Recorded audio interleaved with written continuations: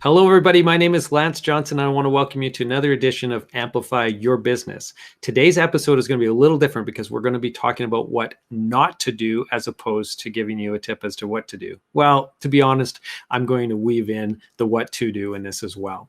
So this is a tips video. We're going to be talking a little bit about how to use video a little bit more effectively. And we're going to use an example of what a company did that was completely wrong, in my opinion anyway. And so we're going to dissect that a little bit. I'm going to show you some examples, and then we'll talk a little bit about what you should be doing in terms of video marketing.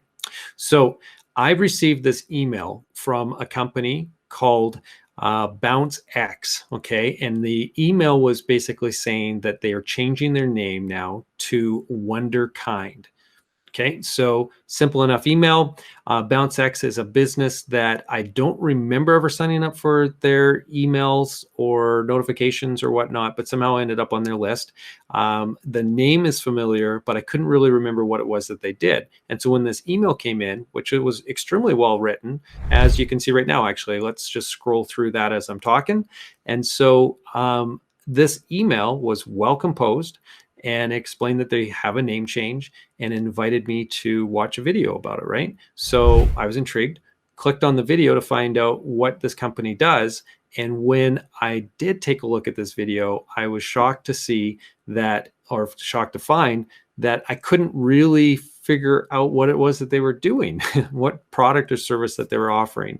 And so it was extremely unclear. It was not concise, and it did not position their company favorably. So what I'm going to do is I'm going to cut to that video so you can tell what it is that I'm talking about, and then I'll come back and we'll talk about it a little bit more.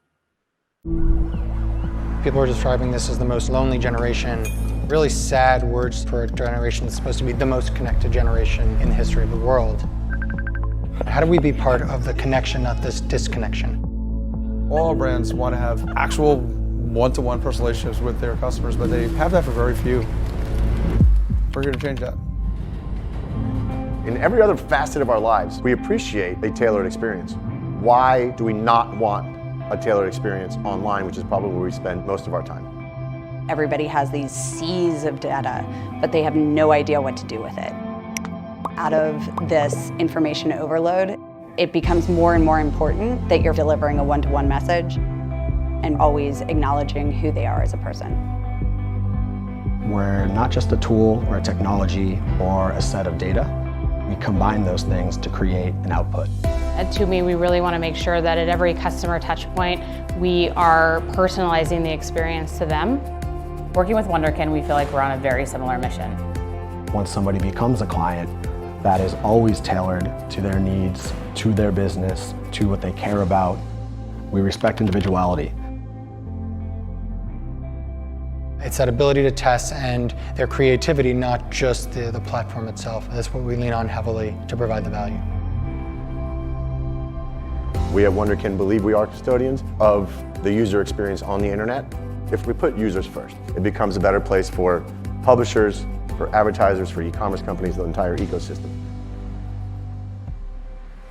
Our goal is that brands do their thing. That's our vision. It's like, how do we have brands focus on doing what they're great at and create one-to-one with everybody,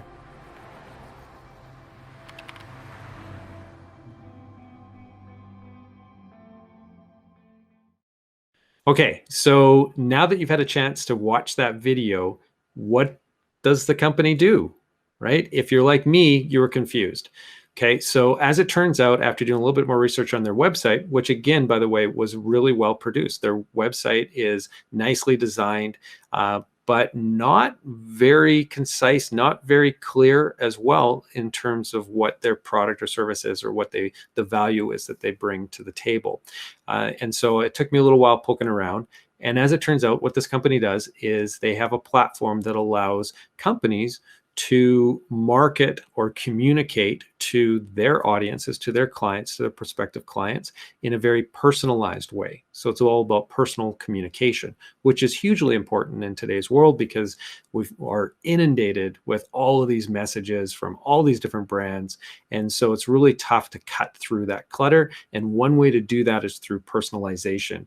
And in some other episodes of Amplify Your Business, we've talked about that, how to personalize your messaging, how do you use some of the analytics and some of the audience insights to alter the type of information that you would be sending out to your prospective customers or your leads that is going to resonate with them a lot more because it's more personalized to whatever their needs or their interest is. Okay, so totally believe in this. And this company probably has a fantastic product. And so this is no means, me slagging on the company itself, because the company is probably doing a great job with it. Unfortunately, their messaging is just not very concise. And so when it comes to video marketing, we are asking our lead, our prospect, to invest some time into watching our videos, right? And so for producing great videos, we have a better chance of them watching it. But we're totally missing the opportunity if we're not fully explaining what the full benefit is that we can deliver to them. So what problem is it that we're solving? What challenge is it that we're going to be able to help them overcome? That is paramount in any of the messaging. So it really gets into that why. Why should they even bother investing in the 30 seconds, the minute, the 2 minutes, or whatever the length of that video is to learn more about the company? It has to be that it's going to be solving something for them. So you have to think in terms of your audience. What do they need to hear? What do they want to hear? What problems is it that they're having? And how are you going to position your product or your service as a solution to that? Now, one thing that I did love about the video that they created, beyond just the overall production quality on it, was the fact that they used a lot of testimonials in it. So they interviewed a lot of their existing customers, people who are using their services, and we had them speaking to what they liked about it. But again, in the way that they I guess, coached those testimonials, it didn't come across really clear as to what the advantages were or what the product or service was that they were getting from Wonderkind. And so missed opportunity. And so when you're crafting your own videos, you want to be thinking in terms of your audience.